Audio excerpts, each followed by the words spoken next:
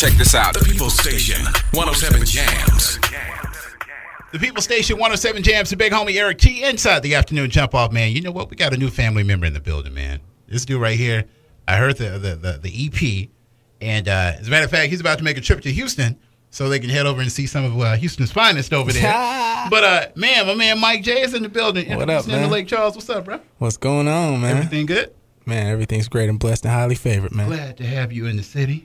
He's already gotten a taste of Louisiana food. I didn't get a chance to take him, but he actually already got a little bit, man. So next time. Tell him what you had a chance to dabble in. Well, actually, I got some barbecue shrimp, and then I got some I actually eat the same thing all the time. Okay. So I got some barbecue shrimp, and then I got some alligator. I tried some alligator. Yeah, I tried some. I think it was fried gator. Did it bite back? It bit back now. That was good. It tastes just like chicken. I had the best sauce in the world. I was telling him, man, everything tastes like chicken, it seems like around here. But so, man, tell us a little bit about you. I was reading up on you, man. You're 22 years old. And, dude, you've got like a list of people that you've worked with that some writers that we know haven't even had the chance of working with. I mean, you've done stuff with TGT. You've worked with Chris Brown. Yes. You've worked with Babyface. Yes. Marcus Canty. Yes. I mean, dude, it's like, first of all, I got to ask, if you're 22 now, when did you start writing? I started writing when I was probably, I want to say like 13, 14. Okay. Yeah, in Atlanta, I started writing. I was around the town with my brother. You know, we was making the rounds and working with Polo and, you know, working with Sean Garrett and, you know, those guys. And we just was trying to get our feet wet in the game. That was it. I was really just following what my brother was already putting out. You know, he was already like working with a lot of people, so I was kind of following behind his footsteps. And then I kind of took my own leap of faith by moving to LA when I was 16 years old. So I got to ask you, man. I mean, you know, at 13 years old, what type of music or what do you? Oh man, I was grown. I felt like I was grown. I felt like I was grown. I honestly was just writing about what my brothers was talking about. Like I didn't know. I didn't have no story at the time. You know, I didn't know what I had to talk about or what was right to talk about or what was wrong to talk about. I just was trying to make songs. That was it. I was just trying to make the best songs. Now, we got to go back to, I mean, because the main one that really kind of stuck out for me was the 2012, you know, song from Chris Brown, Turn Up the Music.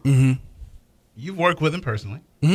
How is he? I mean, you know, you see a lot of stuff in the press right about now, you know, and I don't like to dwell on negativity, but how is he, you know, when you work with him in the studio?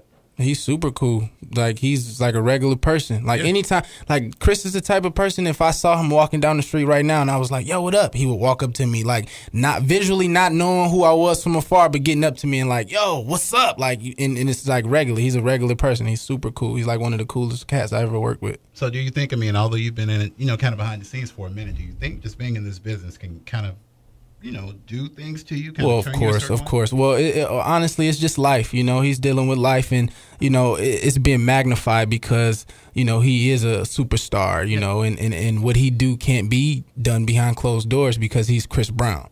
You know, so at the end of the day, it's all life. You know, people go through stuff all the time. You know, but it's just not magnified like that, and it's not like, you know, he's a superstar. You know, it's a part of the lifestyle. So any chances of you guys looking at working together anytime in the future? Possibly. Okay. Possibly. You know, if it comes around and it makes sense, of course. You know, he's the type of person that's possible. You know, if we in the same place at the same time, we might just write a record and it might just end up sticking and coming out. You never really know. Like, he make great records and, you know, I make great records. So the chemistry is there. So now, one thing I like to ask a lot of producers, a lot of writers, even artists, like, when it comes to how do you decide what you want to give away and what you want to keep for yourself when you're writing songs? Well, for me, I mean, it don't really matter for me because I just like making the best records. Okay. You know, I like trying to beat myself. I'm in competition with myself. I'm not really worried about nobody else. Yeah. So, you know, I kind of just try to, every record I put out, if I put it out and it wasn't supposed to, you know, it's supposed to be a single or whatever the case may be, or if it get leaked or whatever the case may be, I still feel like I can beat every record that I do. Okay. Like, I just feel that way about myself. Cool. So, I mean, is there is there certain songs that you might have given to an artist, or do you write for a particular artist? Like, if you know you're going to work with them, do you write songs specifically for them? Yeah, of course. Yeah, I don't. Every song that I do for other artists are for them. Okay. You know, if I'm writing a song for Trevor Jackson, I'm not going to write a song that could go on my album for Trevor Jackson. Okay. You know, because Mike J album is that's my stuff. And that's just like Babyface. When Babyface writes songs for, you know, for TLC, you know, it might have the same sound, but that's, you know, it's Babyface's stuff, and then it's TLC and it's LaFace. You know, he was writing for all of these artists, these great artists, you know, and then he had his own career, you know, and that's kind of how, and even to going to R. Kelly. You know, R. Kelly would write for all these great people, and then he had his music on the side. You know, he had his music that he did. So that's how I'm kind of trying to do my thing. Now, one group that I definitely feel really, you know, not saying really brought R&B back, but they really put the spotlight on it was when you got Tank, Genuine, and Tyrese together. Oh, yeah. You had a chance to write for them on the new album? Yes. Now, a lot of those cats are pretty much songwriters in themselves. Yes. Do you guys collaborate together, or do they say, you know what, Mike, we want you to write a song? The records that we did together, we did them with the Underdogs. Okay. You know, and those records was just, you know, we was just writing. It wasn't like we wasn't really going for TGT, or we wasn't going for, you know, nobody specific. We just was trying to write the records. It was like a weekend, and we came up with like probably, I want to say like 8 records, and like 2 of those records was the ones that stuck on their album. Wow. Yeah. And which ones were those for? Weekend Love and I think it's what is it? Weekend Love and Our House. Okay. Our House. That's what it is. Yeah. That's the joint. Yeah. I like Our House a lot. So now we talked about everybody else. I mean, it's one other person that we're going to talk about, but let's talk about you a little bit. Tell them about Mike J. Like, you've got the new EP out right now. What's the name of it? The EP is actually self-titled. It's called the Mike J EP. And I heard that if people ask you to describe your style, you kind of describe it as random. Yeah. So tell us a little bit about the EP. You know, what can they get off of it? What can they expect? You know, what do you? Well, off top, you're gonna get real R&B, you know, but you're gonna have fun also, because, like I said, I have a record with YG and Too Short. That's like a, you know, party record. You know, you have fun at that one. But then you got records you can slow down for your lady. You know, we having fun. You know, I'm a Gemini, so my mind is going. It's different. I'm thinking different things as much as I can at once. You know, so ain't no telling what happens. I might go to the studio and want to make a love song, or I might go to the studio and just want to make a breakup song, you know, or I want to go, you know, it's just however I feel at the moment, you know. Okay. So that's why when I say random, that's why I say, you know, my music is kind of like random, because it's like, that's how I think. My brain is like that. And it is available on iTunes, or where can they get it right now? You can actually get it right now on DatPiff. You can download it right now on DatPiff for free. Okay. And you can get it on Live Mixtapes. And you can get it at the Source magazine. Actually, the website, they just posted a link on there. It's XXL, so it's on the internet. You can get it. Matter of fact, we're gonna have it at 107jams.com. So they can come right home and get it. That's what I'm talking about. Come right home and get it. So now we'll be talking about how does the label feel? You know, when you do, like, the mixtapes are free, and I mean, it's an EP, but it's free. How do the labels feel? Do they like you giving away free songs? Yeah, no, they. I mean, this is something that we came up with as a group. Like, you know, this wasn't like just a label thing, or just I'm about to give this away for free. Like, nah, we came up with this because I'm a new artist, and people in the industry know me as a songwriter, but the world don't know me as an artist. So this was the chance to, you know, warm the world up to what I'm about to come with, and, you know, what's to come in the future. Okay. So tell us a little bit about, you know, what do you like, man? What do you like doing if you have spare time at all? What do you like to get into? Honestly, I like to bowl.